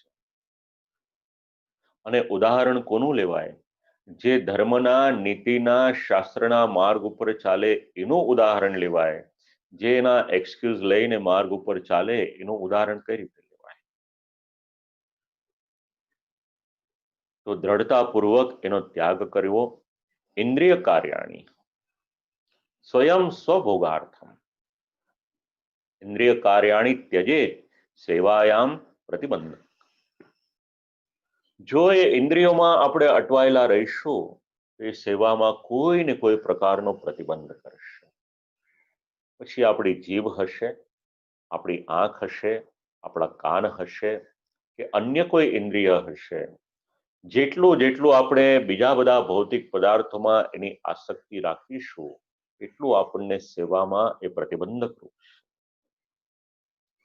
અને શ્રી ગોકુલોત્સવજી આ મુદ્દાને ખૂબ સારી રીતે એક સંવાદ થતો હોય એ રીતે એક ડિસ્કશનની રીતે સમજાવી રહ્યા છે. તો એનો આધાર પણ આપણે વિચારીએ. એની પહેલા ત્યજેત એટલે હવે ઇન્દ્રિયો અથવા એમના કાર્યો અલૌકિક કાર્યમાં જોડાઈ નથી ત્યાં સુધી જ એમનો ત્યાગ કરવામાં દુઃખ થાય છે, પછી એનું દુઃખ પણ નહીં થાય. તો આવું દુઃખ હોય તો એને પણ સહન કરવાની આજ્ઞા આપે છે. હવે સ્વયં પદાર્થ શ્રી પ્રભુ પ્રસાદત્વેન પ્રાપ્તસ્ય વિહિતત્વેન. હવે કોઈના મનમાં એવું થાય કે ભાઈ ઠાકોરજીને આટલી બધી સામગ્રી ધરી એ પ્રસાદ રૂપે મળી અને એક બાજુ એમ કહેવામાં આવે છે કે ઇન્દ્રિયના સ્વાદ એમની વૃત્તિ બધી છોડી દો, તો શું કરવું? એટલે જરાય દુઃખી થવાની જરૂર નથી. સ્પષ્ટ શબ્દોમાં આજ્ઞા કરી દીધી કે પ્રાપ્તસ્ય ચ મિષ્ટાન્નાદે. અહીંયા તો મિષ્ટાન્ન શબ્દ લખ્યો છે, આપણે પ્રસાદ શબ્દ લઈએ. એનો ત્યાગ કરવાની જરૂર નથી. કારણ શું? તેના માટે શ્રીમદ ભાગવતનું 11મા સ્કંદનું અનુસંધાન આપે છે, જે આપણે આગળ ષોડશમાં વિચાર્યું હતું કે જીવનો નિર્વાહ કઈ રીતે થાય. તો પ્રભુના પ્રસાદી વસ્ત્ર હોય, આંબુલ હોય, ચંદન હોય, આ બધા પ્રસાદ દ્વારા એનો નિર્વાહ થાય, માટે એના ત્યાગ કરવાની વાત. તો ભગવાનના શ્રીચરણમાં આપણે આપણા મનને જોડવાનું છે. એના માટે ભગવાનની લીલાઓનું સ્મરણ કરવાનું છે અને ભગવાનને હૃદયારૂઢ કરીએ તો આપણી જે ગતિ છે ઉત્તમ થઈ શકે, ભગવત સેવામાં પહોંચી શકીએ. અને જેટલું આયુષ્ય ભગવત સેવામાં આપણે લગાવીએ એટલું શ્રેયસ્કર છે. હવે પ્રશ્ન થાય, હવે સંવાદ એની રજૂઆત પણ કરી કે કોઈક ભગવાનના સેવક થયા કે જેમણે પોતાના ચિત્તને આ રીતે વશમાં ન રાખી અને વિષયોનો ભોગ કર્યો એવું પણ દેખાય છે. એટલે પૂછ્યું, ભાઈ કયું પાત્ર તમને એવું દેખાયું? એટલે કહું, પ્રિયવ્રત રાજા હતા, એમણે તો ઘણો ભોગ ભોગવ્યો. એટલે કહ્યું કે ભોગ તો કેવળ કથન માટે કયો, એમનું ચિત્ત કોઈ પણ પ્રકારના વિષયોમાં આસક્ત ન. વાત સમજવા જેવી છે. બહારથી લાગતું હોય કે આ ભોગ ભોગવે છે, પણ વાસ્તવિકતામાં એ ભોગ ભોગવે છે કે પછી જલ કમલવત રહેશે. એટલે જલમાં કમલ તો હોય, એ છતાં પણ એ જલની એની પર કોઈ પણ પ્રકારની અસર થતી નથી. અઘરું છે. જનક રાજાનું ચરિત્ર વાંચીએ તો એમાંથી આપણને આ સિદ્ધાંત મળી રહે. ભલે રાજ્ય કરતા હતા, એ છતાં પણ એમનું મન એ તો શાસ્ત્ર ચર્ચામાં જ જોડાયું હતું. એટલે જો પ્રિયવ્રત રાજાનું ચરિત્રનું ઉદાહરણ આપતા હો તો એ તો બરાબર નથી. અને જો પ્રમાણ સાંભળવું છે તો શ્રીમદ ભગવદ્ ગીતાનો 2જો અધ્યાય એમાં 62મો અને 63મો શ્લોકનું અનુસંધાન આપ્યું કે સતત કોઈ ઇન્દ્રિયોનું ચિંતન કરે તો શું થાય. હવે આપણને પાછો આયનો બતાવે છે શ્રીમદ ભગવદ્ ગીતાના દ્વારા કે સતત ઇન્દ્રિયોનું ચિંતન કરો છો તો શું થાય. તો એના દ્વારા મનુષ્યની એ ઇન્દ્રિયોમાં આસક્તિ થાય છે. જો આપણું શાસ્ત્ર શ્રીમદ ભાગવત હોય, ઉપનિષદ હોય, નિબંધ હોય કે ષોડશ ગ્રંથ હોય, આ બધા મુદ્દાઓ પર લગભગ આપણને ચર્ચા થયેલી જોવા મળે છે. તો જ્યાં આગળ આવા પ્રસંગો આવે છે ત્યાં આપણે સમજવાનું કે એનું મહત્વ કેટલું છે. તો ઇન્દ્રિયોમાં સતત એનું ચિંતન કરે એટલે એમાં આસક્તિ થાય. આ પહેલી અવસ્થા આવી. હવે આસક્તિ થઈ એટલે એના દ્વારા પછી એને કામ અને ક્રોધ આ બંને એના જીવનમાં આવશે. ક્રોધ આવશે એટલે એને મોહ થશે અને મોહનું પરિણામ શું આવશે? તો એની સ્મરણ શક્તિ હશે એ ક્ષીણ થઈ જાય છે. એક સમય હતો કોઈએ પણ કોઈના પણ ટેલિફોન નંબર માટે ડાયરી ખોલવાની જરૂર રહેતી ન હતી. પણ જેમ જેમ સ્માર્ટફોન આવતા ગયા એમ પછી વ્યક્તિની મેમરી એ ધીરે ધીરે ઓછી થવા લાગી. અને અત્યારે તો પાછો આર્ટિફિશિયલ ઇન્ટેલિજન્સનો યુગ શરૂ છે, એટલે ભવિષ્યમાં શું થશે તમને ને મને શું ખબર પડે. તો એક સમય એવો હતો કે સ્મૃતિ કેવળ શ્રવણ કરીને બધું યાદ રહેતું હતું, એને બદલે એ ધીરે ધીરે જે પરંપરા હતી એ ઓછી થવા લાગી અથવા તો લુપ્ત થવા લાગી. તો સ્મરણ શક્તિ ક્ષીણ થાય, સ્મૃતિ નાશ થાય એટલે બુદ્ધિનો નાશ થાય, અને બુદ્ધિનો નાશ થાય એટલે સંસાર સાગરમાં, સંસાર કૂપમાં એ પડે અને એનું પતન થાય. આ બધું સમજાવે છે ટીકાકાર. અહીંયા આગળ સંગનો અર્થ થાય છે આસક્તિ, કામનો અર્થ થાય છે અભિલાષા, ક્રોધનો અર્થ છે કોપ, સંમોહનો અર્થ છે સારું ખોટું શું છે એનો વિચાર ભૂલી જાય, અને સ્મૃતિ વિભ્રમ એનો અર્થ શું યાદ રખાય તો યાદ રાખજો. સ્મૃતિ વિભ્રમ એટલે ભગવાનના શ્રીચરણોનું વિસ્મરણ થઈ જાય, આ સ્મૃતિ વિભ્રમ છે. તો ઇન્દ્રિયોનું ચિંતન એનું પરિણામ શું? તો ભગવાનના શ્રીચરણોનું વિસ્મરણ કરી લેશો. એટલા માટે અહીંયા આગળ સમજાવે છે કે શક્ય હોય ત્યાં સુધી એને વશમાં રાખો. કપિલ ગીતાનું પણ ઉદાહરણ આપ્યું છે એમાં કે જીવના બંધન અને મોક્ષનું કારણ અગર કોઈ હોય તો એ મન છે. રૂપ, રસ, ગંધ, સ્પર્શ, શબ્દ ઇત્યાદિનું નિરૂપણ કર્યું છે. પણ ઇન્દ્રિયોના વિષયમાં હવે આપણે વધારે આગળ નથી વધતા. ટીકાકાર આને ખૂબ વિસ્તારથી સમજાવે છે. તો ભગવાન ક્યારેક ક્ષમા કરી દે કે નહીં? તો કે ઇન્દ્રિયોમાં આસક્ત હોય તો ક્યારેક એવું બને કે ભગવાન એને ક્ષમા કરી દે, દર વખતે ના બને. તો એવું શેને માટે કરે? એટલે સમજાવ્યું કે ભગવાનની ઈચ્છા અને ભગવાનની મરજી એ સર્વોપરી છે. એક લૌકિકનો કોઈ રાજા હોય, એ રાજા પણ જો ઈચ્છે કે મારે અમુક વ્યક્તિને અમુક વસ્તુ આપવી છે, તો એક લૌકિકનો રાજા પણ એને પ્રસન્ન કરીને એ વસ્તુ આપી દે. તો એક રાજામાં આટલું સામર્થ્ય હોય તો પ્રભુના તો એક એક રૂમમાં એક એક બ્રહ્માંડ છે, એમણે કોઈની અનુમતિ લેવાની જરૂરિયાત ક્યાં છે? તો ક્યારેક ભગવાન એને ક્ષમા પણ કરી દે, પણ શક્ય હોય ત્યાં સુધી દોષ ભલે નાનામાં નાનો હોય તો પણ એનું નિરાકરણ તરત થઈ જાય એના માટે પ્રયત્ન કરવા. દોષ અને રોગ આ બંનેઓને ક્યારેય પણ વધવા ન દેશો. દોષ વધી જશે તો સંપ્રદાયિક દ્રષ્ટિએ વિચાર કરીએ તો પણ મુશ્કેલી થશે, અને લૌકિક જીવનમાં જો રોગ વધી જશે તો પણ મુશ્કેલી થઈ જશે. એટલે એની શરૂઆત થાય ત્યાં ને ત્યાં જ એને દબાવી દો તો એ વધારે સારું છે. સામાન્ય રીતે સમાજમાં એવું જોવા મળે છે, જેને જે વસ્તુ સાથે કોઈ પણ પ્રકારનો લેવા દેવા નથી એના માટે એ ઘણી બધી ટીકા, ટિપ્પણી, નિંદા, કુથલી આવું ઘણું કરે છે. હમણાં ન્યૂઝપેપરમાં આપ લોકોએ વાંચ્યું હશે, બહુ બધી સેલિબ્રિટીઝ સોશિયલ મીડિયા છોડ્યું શેના માટે?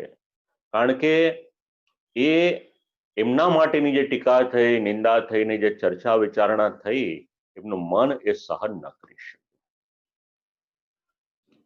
સાધન તો મળ્યું આપણને, એનો ઉપયોગ આપણે કઈ રીતે કરીએ છીએ એ બહુ મહત્વની વાત છે.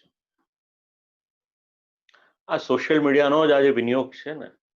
આ ઘર સુધી આ ષોડશની વ્યાખ્યાનમાળા પહોંચી રહી છે, એનો વિનિયોગ શું સારી રીતે કરીએ આનો સદુપયોગ છે. અને પછી કોઈની પણ ટીકા કરવા, નિંદા કરવા, ન બોલવાના શબ્દો માટે તો આવું બધું કરીએ તો પછી એનો દુરુપયોગ કરીને શું કરવા? વાણી, ભાગવત શબ્દ આપે છે વૃથાવાદ. ભગવાનનું જીવન ખૂબ શાંતિથી વાંચો, શ્રી કૃષ્ણ અવતારને વાંચો, વિચારો, સમજો ને આચરણમાં મૂકો. જ્યાં જેટલું બોલવાનું છે એટલું જ બોલ્યા છે, અને જ્યાં આગળ લાગ્યું કે અહીંયા આગળ મારે વધારે બોલવું પડશે, તો પછી ભગવાને એમાં કોઈ પણ પ્રકારની મર્યાદા નિશ્ચિત ન કરી, જેટલું જેટલું આપવાનું હતું સમજણ, એ બધી જ સમજણ આપી છે. અને ક્યાંક ન બોલવા જેવા લાગ્યું તો ગમે એ પાત્રએ સ્તુતિ કરી, કોઈ પણ પ્રકારનો જવાબ નથી આપ્યો, મંદમ જહાસ વૈકુંઠ, મંદ મંદ હાસ્ય કરીને ત્યાંથી નીકળી ગયા છે. આપણા વાચા ત્યાગ જરૂરી છે જીવનમાં, અને શક્ય હોય ત્યારે પણ કોઈની ખોટી નિંદા કુથલી એ બધામાં જીવન એ વ્યતીત કરવું નહીં. વાણી દ્વારા ઇન્દ્રિય વિષયોનો ત્યાગ એટલે શુભ કે અશુભ પરિસ્થિતિ હોય એમાં મૌન રહેવું. શ્રીમદ ભાગવતનો 10મો સ્કંદ વાંચો. ભગવાનના જીવનમાંથી આ કારિકાનો સંદેશ મળશે. અને ત્રીજી વાત છે મનસા ત્યાગ તન નિસ્પૃહત્વમ. મનથી ત્યાગ એટલે શું? સારું કે નરસું કશાયની પણ આપણે ઈચ્છા ન રાખીએ, આ મનથી ત્યાગ છે. અશુરેણાપી કર્તવ્યમ. હવે સામર્થ્ય ન હોય, નિર્બળ વ્યક્તિ હોય, એને પણ ઇન્દ્રિયને જીતવામાં સમર્થ ન હોય, એ છતાં પણ પ્રયત્ન તો કરવો, અને ભગવાનને વિનંતી કરવી એના માટે ભગવાનની સામે પોતાની અસમર્થતાની ભાવના રાખી અને ઇન્દ્રિયના દમનને માટે પ્રયત્ન કરવાનો. તો આ બધા સિદ્ધાંત આપણને અહીંયા આગળ સમજવા મળે છે. 9મા શ્લોકનો આપણે આરંભ કરીએ. અશક્ય હરિરેવાસ્તિ સર્વમાશ્રયતો ભવેત એતત સહનમત્રોક્તમાશ્રયો તો નિરુપ્યતે. હવે શંકા થાય, આ બધું ધૈર્યનું સ્વરૂપ છે એ શ્રવણ કરાવી હવે એનો વિરામ લઈ રહ્યા છે કે જ્યાં સામર્થ્ય હોય તો પણ ઉપર કહેલ દુઃખો છે એ સહન કરવા એ અશક્ય છે. તો આપણામાં તો સામર્થ્ય નથી, તો આ દુઃખોને સહન કઈ રીતે કરી શકાય? વાંચવું, વિચારવું, બોલવું, સાંભળવું આખી અલગ વાત છે, પણ પ્રેક્ટિકલ લાઈફમાં એનું ઇમ્પ્લિમેન્ટેશન કઈ રીતે કરવું જોઈએ એના માટે કંઈક અહીંયા સંશય થાય છે, પ્રશ્ન પૂછે છે. તો નિગ્રહ કરવો તો જરૂરી છે, પણ કોઈક પણ પ્રકારે આવું ન કરી શકે તો શું એનો નાશ જ થઈ જશે? પછી કોઈ પણ પ્રકારે એનો ઉદ્ધાર થશે? આવો એક પ્રશ્ન ઉપાડ્યો છે. તો આપણામાં તો સામર્થ્ય નથી, તો આ દુઃખોને સહન કઈ રીતે કરી શકાય? તો એના માટે કહ્યું કે સર્વમાં શયતો ભવે. પ્રભુની શરણમાં જવાથી તેઓ જ દયાપૂર્વક આ બધું જ આપણને સંપાદિત કરી આપશે. ભગવાનનો આશ્રય કરવા પર આ બધું સિદ્ધ થશે, આ વાત ટીકાકાર સમજાવી રહ્યા છે. અને ભગવાનનો આશ્રય કરીશું તો વિવેક પણ સિદ્ધ થશે અને ધૈર્ય પણ સિદ્ધ થશે. આ સિદ્ધાંત અહીંયા સમજવામાં આવ્યો છે. સર્વમાં શ્રેયતો ભવે. તો પોતાની અસમર્થતાનો વિચાર કરવાનો, એમાં આશ્રયતા. તો ભગવદ આશ્રય કરે એ ભગવાનના ભક્તના બધા જ કાર્યો એ પ્રભુના દ્વારા સિદ્ધ થાય. અને એનું પ્રમાણ આપ્યું છે શ્રીમદ ભાગવતનો 2ય સ્કંદ. કિરાત, હુણ વગેરે જે જાતિઓ છે એ પવિત્ર કઈ રીતે થઈ? તો એ પવિત્ર ત્યારે થઈ કે જ્યારે એમણે શરણાગત ભક્તોનું શરણ લીધું, ત્યારે એ પવિત્ર થઈ. તદુપરાંત ભગવાનની પ્રતિજ્ઞા પણ છે કે મારા ભક્તનો નાશ થતો નથી, અને એમાં શબ્દ પ્રયોગ અહીંયા આગળ પાછો કર્યો છે હરિ. 2 વખત 3 વખત આપણે આ શબ્દ વિચાર્યો છે. એટલે દુઃખોનો નાશ કરવાને માટે પ્રભુ તત્પર છે જ. તો સર્વથા અસમર્થ થવા પર પણ રક્ષા કરવાને માટે ભગવાનની પ્રાર્થના કરીએ. આ ગૌણ પક્ષ અને મુખ્ય પક્ષ તો એક જ છે કે ભગવાન જે કરશે એમાં આપણે એને માથે ચડાવવું, એ ઈચ્છામાં કોઈ પણ પ્રકારનો વિચાર કરવો નહીં. એ સકામ ભક્ત હોય એના માટેનો પણ પ્રકાર બતાવ્યો છે. તો ઇન્દ્રિય નિગ્રહ ઇત્યાદિ આપણને સમજાવી અને પછી આશ્રયો તો નિરૂપ્યતે, આશ્રયની સમજણ. હવે વિવેક અને ધૈર્ય આ કર્યા પછી ભગવાનના શરણ, ભગવાનના આશ્રય એના માટેની ચર્ચા, એની શરૂઆત થાય છે. તો વિવેક અને ધૈર્ય આ બંને ભગવાનના આશ્રય સિદ્ધ કરાવવાને માટે આપણને ઉપયોગી છે. એટલા માટે આ બેની પહેલા ચર્ચા કરી અને હવે આશ્રયની ચર્ચા કરી. તો કોઈના મનમાં એવો પણ પ્રશ્ન આવે કે જો આશ્રય જ કહેવાનો હતો તો પછી વિવેક ધૈર્ય કહેવાની જરૂરિયાત શું હતી? તો એ વાત પણ સમજાવી. જ્યાં સુધી જીવનમાં વિવેક અને ધૈર્ય આ બંને સારી રીતે સિદ્ધ ન થાય ત્યાં સુધી પૂર્ણ રૂપથી આશ્રયની સિદ્ધિ એ ખૂબ અઘરી છે. એટલે શરણાગતિ કરી લઈએ, આશ્રય કરી લઈએ એટલું જ પર્યાપ્ત નથી. એની પહેલા આપણા જીવનમાં આ વિવેક અને ધૈર્ય એ જરૂરી છે. આશ્રયા આસમંતાત શયા સેવનમ શિન સેવાયામ અસ્માત. હવે સેવાની સાથે આ શબ્દ કઈ રીતે જોડાયેલા છે? તો ચેતસ તત્ પ્રવણમ સેવા ઇત્યાદિ તો આપણે શ્રવણ કર્યું. તો એ સેવા એની સાથે સાથે 3 શબ્દ ટીકાકાર આપે છે.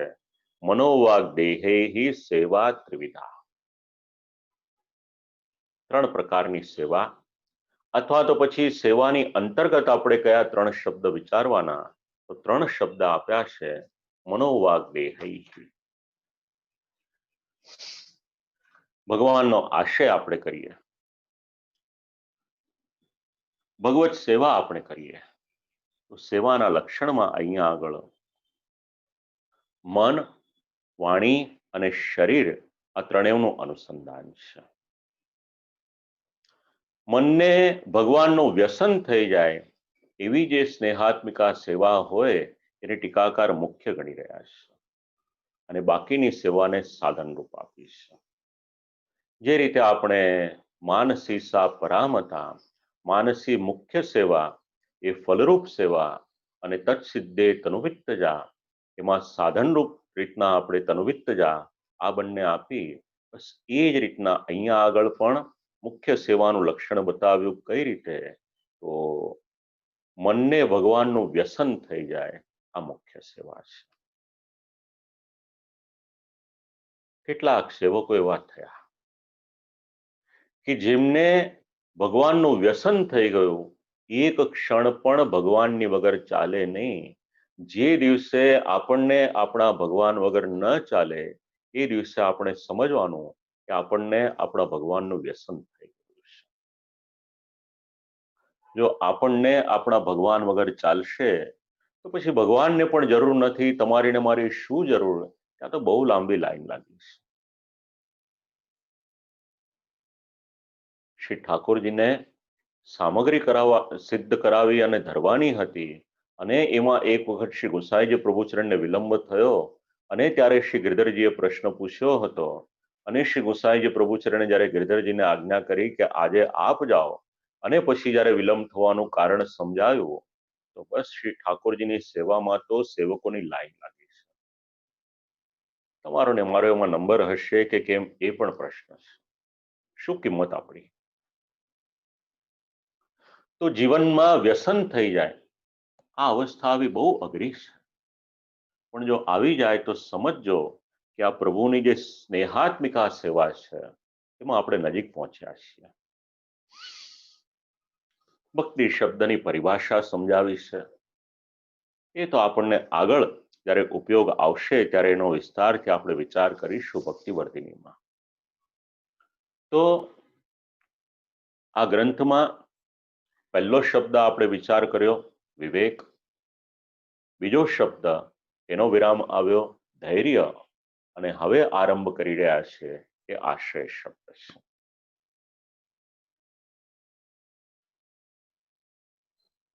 ऐहिके पारलोके च सर्वथा शरणम हरिः दुःखहानो तथा पापे भये कामार्थ पूर्णे.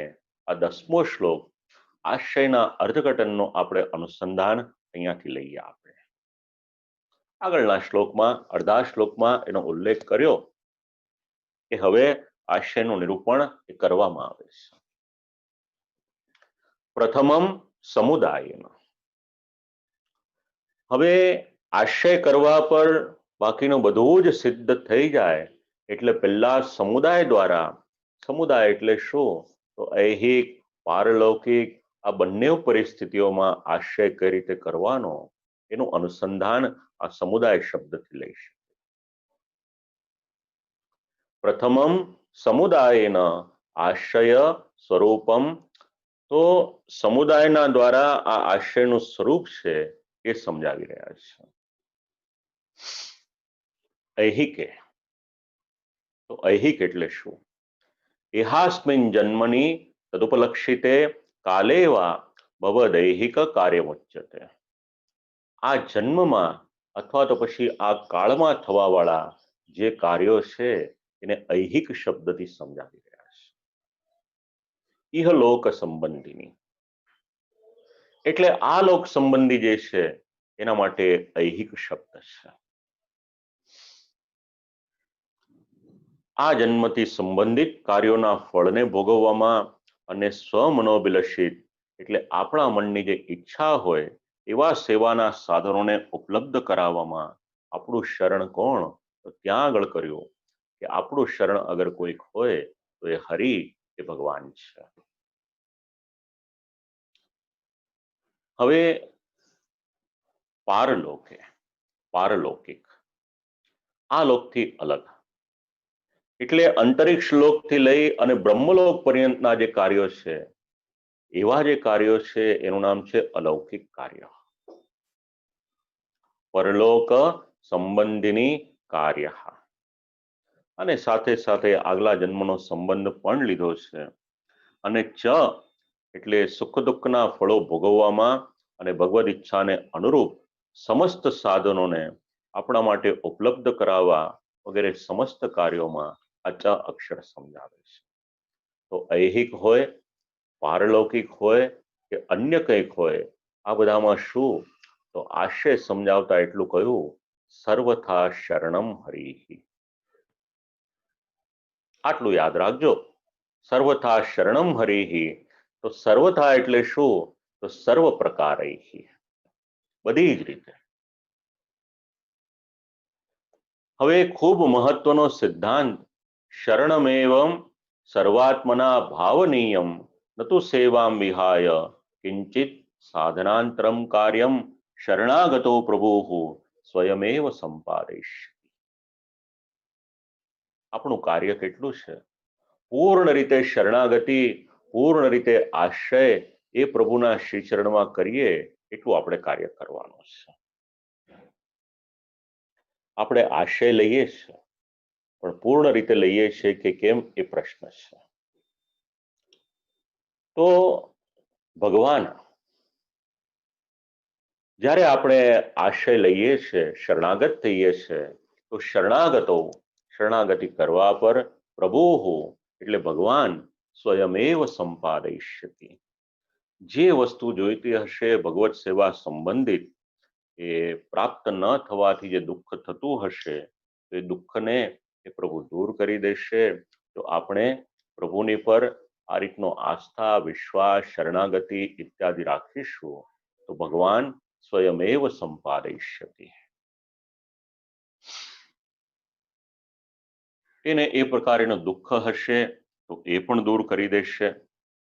અને સર્વથા એની પછી શબ્દ છે શરણમ અને હરિ. હવે અહીંયા આગળ વિચાર કર્યો છે રક્ષણમ. રક્ષણમ છાત્ર હિતકારિત્વમ. રક્ષણ શબ્દનો અર્થ શું? અહીંયા પણ કામ લાગશે, શ્રી કૃષ્ણાશ્રયમાં પણ કામ લાગશે. રક્ષણનો અર્થ છે હિત કરવું. કેવળ આપણા પ્રાણની રક્ષા કરે એટલું જ નહીં. લૌકિકમાં પણ કોઈ આપત્તિ આવે તો આપણે કોઈને કહીએ કે ભાઈ જરા બચાવી લેજો, તો લૌકિકની આપત્તિના સમયે રક્ષણ કરે તો અહીંયા લૌકિક નહીં, અહીંયા તો અલૌકિકની ચર્ચા. લોકમાં પણ કોઈકને દંડ મળ્યો હોય તો એ કોઈકને વિનંતી કરે કે ભાઈ મને જરા બચાવી લેજો, આ મુશ્કેલી આવી છે. કોઈના ધન સંપત્તિની ચોરી થઈ જાય ત્યારે પણ કોઈને એવી રીતના કે તેનું સમસ્યાનું નિરાકરણ કરવા કે તો આ સમસ્યાથી મારી રક્ષા કરો, તો અહીંયા આગળ કેવળ પ્રાણ બચાવવાને માટે એવી રીતના જ એનું અર્થઘટન એટલું નથી. જીવાહા પ્રાયેણ સ્વસ્ય હિતમપી ન વિદંતી. તમારી ને મારી ઓળખાણ કરાવે છે શ્રી ગોકુલોત્સવજી. આપણો સ્વભાવ કેવો છે, જીવનો સ્વભાવ કેવો, આગળ જીવને દુષ્ટ તો કયો હતો, અહીંયા ટીકામાં ખૂબ સુંદર આપણા માટે કામનું વાક્ય લખેલું છે કે સ્વસ્ય હિતમપી ન વિદંતી. જીવ કેવો છે, એનું હિત શેમાં છે એ પણ એ જાણતો નથી. આ સ્વભાવ છે કલિયુગના જીવનો. અને જેને પોતાનું હિત ખબર નથી એના માટે તો પછી દિશા નિર્દેશ નામનો શબ્દ છે જ નહીં. કારણ કે જેને ખ્યાલ જ નથી, એની પાસે વિચાર નથી, અને વિચાર નથી તો આચરણ નથી, અને જ્યારે વિચાર ને આચરણ આ બંને નથી તો પછી એને જે પ્રાપ્ત કરવાનું છે થશે ક્યાંથી? એમને એમ ભટકે રાખશે. પછી તો આવી પરિસ્થિતિમાં હવે પોતાના પ્રબળ દોષો પણ હોય તો આડા અવડા વિચારો દ્વારા એ પોતાનું હિત ન કરી શકે તો એ સમયે આપણે શું કરવાનું? તો ભગવાનનું શરણ એ સ્વીકારવાનું છે. શરણમ રક્ષણે ગેહે. શરણનો અર્થ રક્ષણ કરવું. ગૃહના અર્થમાં, વધ કરવાના અર્થમાં અને રક્ષકના અર્થમાં આ ત્રણેય રીતે વિચારી શકાય. અને સાથે સાથે કામ, ક્રોધ, લોભ, મદ, મોહ આ બધું થઈ જાય ત્યારે પણ રક્ષણ અગર કોઈ કરશે તો એ ભગવાન જ કરશે. અનેક પ્રકારના પ્રતિબંધોની નિવૃત્તિ એ પણ પ્રભુ દ્વારા જ સંપાદિત થઈ શકશે, પ્રાપ્ત કરી શકાશે. હવે શરણાગતિ શબ્દ, તો ષડવિધા શરણાગતિનું આપણે ત્યાં મહાત્મ્ય છે અને એનું અનુસંધાન લેવામાં આવે છે. શ્રી રામાનુજાચાર્યજીએ શરણાગતિનું જે નિરૂપણ કર્યું શ્રીમદ ભગવદ્ ગીતા 18મો અધ્યાયમાં લગભગ 52મો શ્લોક છે. અને એ જ પરમાત્માના શરણમાં જવાને માટેની જે વાત કરી આ શ્લોકમાં જે શરણાગતિનું વિવરણ કર્યું છે એનું જ અનુસંધાન શંકર ભાષ્યમાં કેવળ મારા શરણમાં આવ એટલે આ શ્લોકની અંતર્ગત કેવળ ભગવાન શ્રી કૃષ્ણનું જ અનુસંધાન કરવું એવી વ્યાખ્યા કરી. શ્રી મધુસૂદનજીએ હું આ ભગવાનનો જ છું, આ ભગવાન મારા જ છે અને એ જ ભગવાન જ હું છું, આ ત્રણ પ્રકારે એનું અર્થઘટન કર્યું. પણ ભક્તિપૂર્વક જ ભગવાનનું અનુસંધાન કરવાથી શરણાગતિ સિદ્ધ થાય છે, આ વાત યાદ રાખો. હવે ટીકાકાર સમજાવે છે શ્રી ગોકુલોત્સવજી કે આ જ વાતને આપણે ત્યાં પણ સ્વીકારવામાં આવી છે. અત્રાપ્યેતદેવ સ્વીકૃતમ, પરંતુ એમાં થોડો ફેરફાર ક્યાં કર્યો? તો માયાવાદનું ખંડન કરીને બ્રહ્મવાદના સ્થાપન દ્વારા અને પ્રેમ લક્ષણા ભક્તિ સહિત એટલો અધિક એનો સ્વીકાર કર્યો એ વિશેષમાં છે. એટલે આગળના જે વિશેષણો છે એનો ભાવ વિચારીએ તો ભગવાન પોતાનો આશ્રય આપે આપણે વિચારવાનું છે. તો ભાવ કયો રાખવાનો? માત્ર અને માત્ર ભગવાન જ મારા રક્ષક છે. જો આશ્રય સિદ્ધ કરવો હોય, જો શરણાગતિ સિદ્ધ કરવી હોય તો એક વાક્ય યાદ રાખજો, તમારું ને મારું રક્ષક અગર કોઈક હોય તો એ ભગવાન છે. અને જે દિવસે આ એક વાક્ય આપણને હૃદયમાં આરૂઢ થઈ જાય એ દિવસે સમજજો કે આશય આપણને સિદ્ધ થઈ ગયો છે.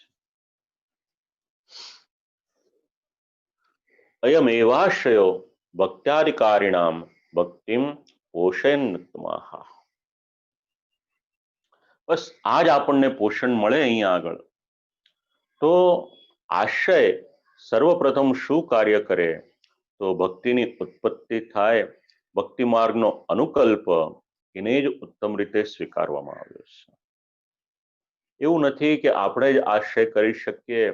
જ્ઞાન માર્ગીય હોય એ જ્ઞાન માર્ગની રીતના કરે, કર્મ માર્ગીય હોય વૈરાગ્યનું પોષણ કરે, કર્મફળ આપતો હોય એ કર્મ માર્ગીય બની જાય. આપણે જે આશય સિદ્ધ કરવાનો એ પુષ્ટિ માર્ગીય રીતના કરવાનો. તો ભગવાન પોતાના ભક્તો જ્યારે દુઃખ આવે છે, શરણાગત થાય છે, તો શરણ પ્રદાન કરનાર અગર કોઈ છે તો એ ભગવાન છે. દુઃખ હાનિ શબ્દને માટે એક સમજણ આપી, શ્લોકનો ઉત્તરાર્ધ સમજાવ્યો.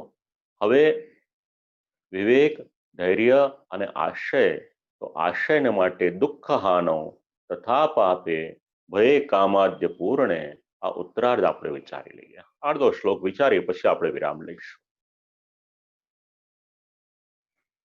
તો આ પ્રકારે ઐહિક તેમજ પારલૌકિક સમુદાયના દ્વારા આશયની આજ્ઞા તો કરી આપણને, પણ એ બંનેના ભેદથી વિશેષ રૂપથી આશયનું જે સ્વરૂપ છે એનું નિરૂપણ એ હવે કરી રહ્યા છે. એટલે અહીંયા સુધી બંનેને સાથે કયા, હવે બંનેને ભિન્ન ભિન્ન રૂપથી સમજાવે છે, ઐહિક પારલૌકિક. અને આશયનું સ્વરૂપ સમજાવ્યું આપણને, તો એ આશયનું રક્ષણ કઈ રીતે કરવાનું એ પણ આપણને સમજાવે છે. એમાં શબ્દ છે તથા પાપે ભય. સેવાદિ પ્રતિબંધક પાપે દેવાચાતે. ભગવત સેવામાં પ્રતિબંધક રૂપી કોઈ પાપ થઈ જાય, દેવયોગથી કોઈ પાપ થઈ જાય, તો દેવયોગથી થયેલું પાપ હોય અથવા આપણાથી ભગવત અપરાધ જેવું પાપ થઈ જાય, તો ત્યારે શું કરવાનું? તો ત્યારે એક જ કાર્ય, ભગવાનની શરણ ભાવના કરવાની. આ વાત, આ સિદ્ધાંત સમજાવે છે. એટલે ધર્મને માટેનો કોઈ પણ પ્રકારનું પાપ થઈ ગયું હોય તો પુષ્ટિમાં આપણને આ વાત સમજવા મળે છે કે ભગવાનની શરણ ભાવના કરો.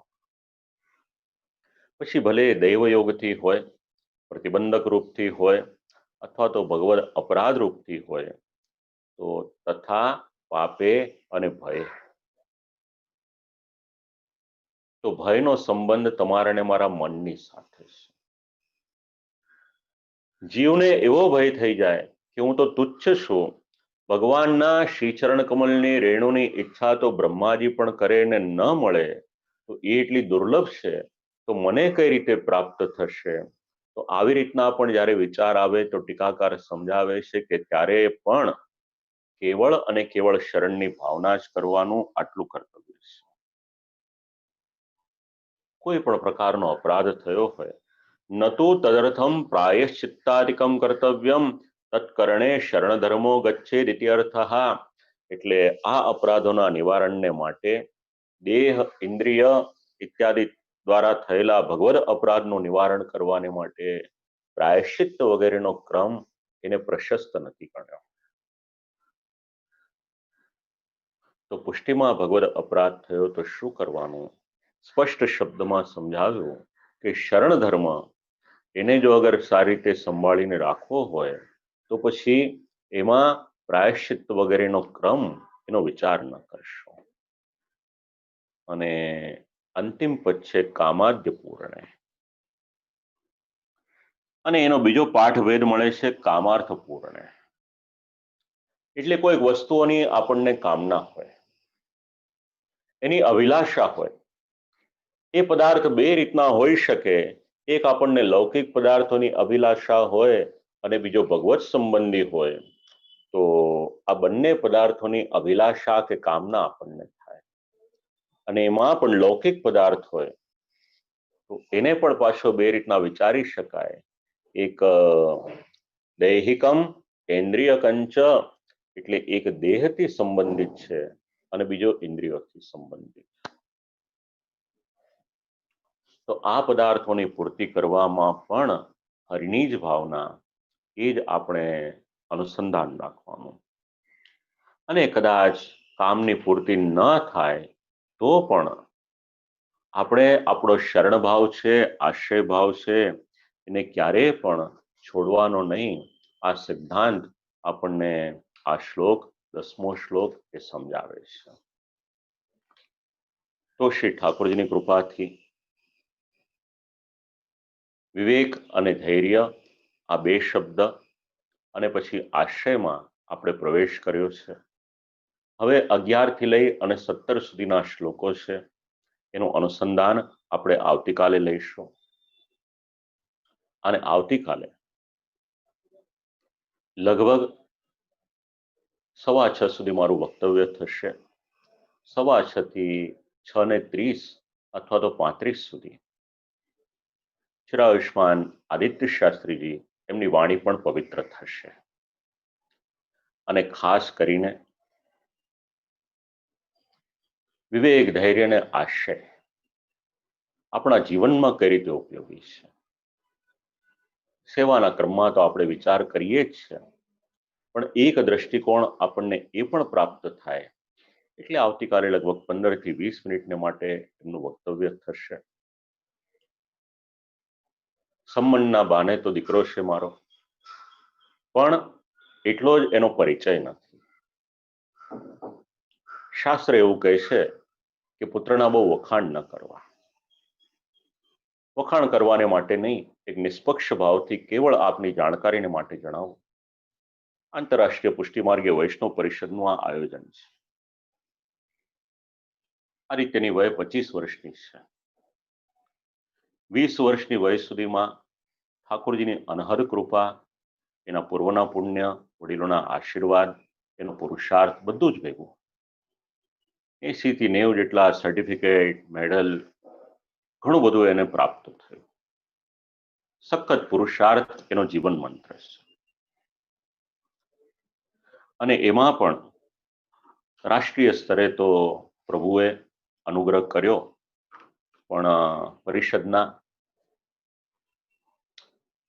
ગુજરાત પ્રદેશ ત્યાંના પ્રમુખ શ્રી જયેશભાઈ શાહ,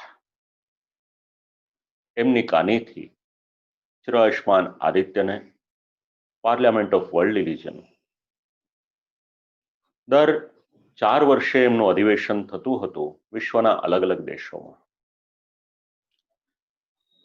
પછી હવે દર 2 વર્ષે થાય છે. તો એમાં પુષ્ટિમાર્ગને માટેનું વક્તવ્ય આપવાનું હતું. તેમાં અડધો કલાકને માટે આ વૈશ્વિક સંસ્થા પર અને વૈશ્વિક ફલક પર 20 વર્ષની ઉંમરે ચિરાયુષ્માન આદિત્યએ એની વાણી ત્યાં આગળ પવિત્ર કરી હતી. આવી અનેક ઉપલબ્ધિ પ્રભુ કૃપાથી એને પ્રાપ્ત થયેલી છે. તો આવતીકાલે એની વાણી પણ પવિત્ર થશે. સાથે સાથે જે વૈષ્ણવોએ ઈમેલ કર્યા, ફોન કર્યો, સંદેશ કર્યા, જે માધ્યમ દ્વારા મને પોતાનો અહોભાવ એમણે જણાવ્યો, જાણીને મને આનંદ થયો. મને એવું લાગ્યું કે શ્રી ઠાકોરજી શ્રી આચાર્ય ચરણની વાણી જે બોલાવી રહ્યા છે, એની ખૂબ અસર આપ લોકોના મન પર થઈ છે. જે અનુભવી રહ્યા છે વૈષ્ણવો, એ તો શ્રી ઠાકોરજીની અને શ્રી મહાપ્રભુજીની કૃપા છે.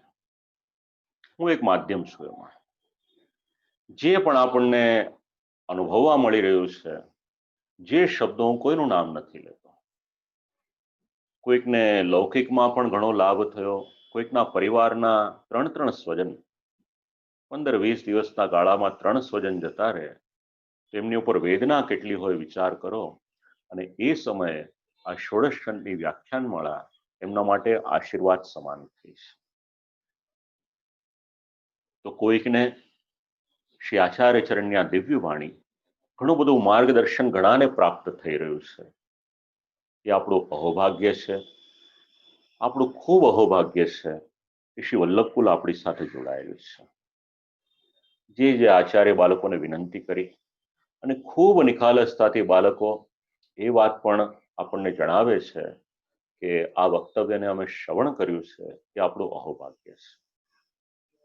આટલા વિદ્વાન બાળકો જો આપણને શ્રવણ કરે તો એ તો અહોભાગ્યથી જ થઈ શકે.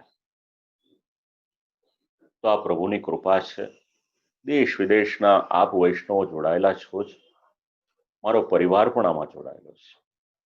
મારા માતૃચરણ, મારા પત્ની, મારો દીકરો, મારી બહેનો, જમાઈઓ, મારા કાકી, આવા ઘણા બધા છે કે જે આ વ્યાખ્યાન માળાનો લાભ લઈ રહ્યા છે. આપણને લાગે કે આટલા સદસ્યો છે, પણ જે મને આવ્યા છે સંદેશ, ક્યારેક એવું પણ થાય છે કે એક ઘરના દરેક સદસ્ય શ્રવણ કરે છે એટલે જેટલા લોગિન થતા હોય જે માધ્યમથી, પણ એ શ્રવણ કરનાર શ્રોતાઓની સંખ્યા ઘણી છે.